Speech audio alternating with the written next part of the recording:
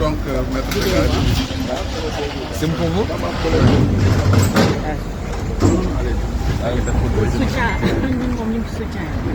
Alors, la Chambre d'instruction a prononcé ce jour un avis partiellement favorable à l'extradition de M. Diagne.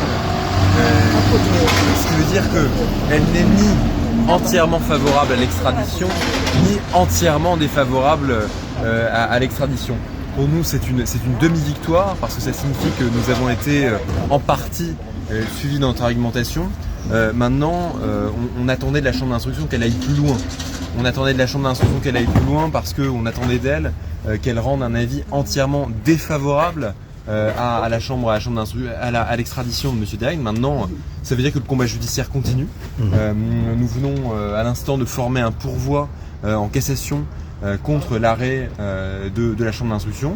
Il appartiendra maintenant à la Cour de cassation de se prononcer sur la régularité de l'avis qui a été rendu.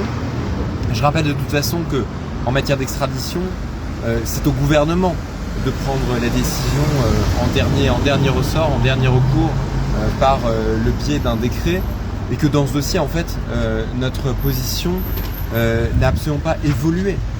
C'est-à-dire que nous ne voyons pas, ni factuellement, ni juridiquement, les raisons pour lesquelles M. Diagne pourrait être de quelque façon que ce soit extradé au Sénégal, parce que les conditions pour un procès équitable ne sont absolument pas remplies. Et puis, de façon plus globale, on s'interroge aujourd'hui sur la cohérence de cet avis, parce que qu'est-ce que c'est dire un avis qui rend partiellement favorable à l'extradition? Ça veut dire que y a une moitié qui est permise et une moitié qui ne l'est pas, peut-être une moitié de M. Diagne qui restera en France et puis l'autre au Sénégal. Je veux dire, ça interroge. Je veux dire, ça interroge véritablement, mais en tout cas, nous, ce que nous pensons, c'est que nous avions mis de façon extrêmement claire un ensemble de moyens dans nos écritures devant la Chambre d'instruction par rapport à la réalité de cette procédure, et que ce sont autant de moyens dont va maintenant pouvoir se saisir la Cour de cassation suite au pourvoi que nous venons de faire devant le greffe de la Chambre d'instruction.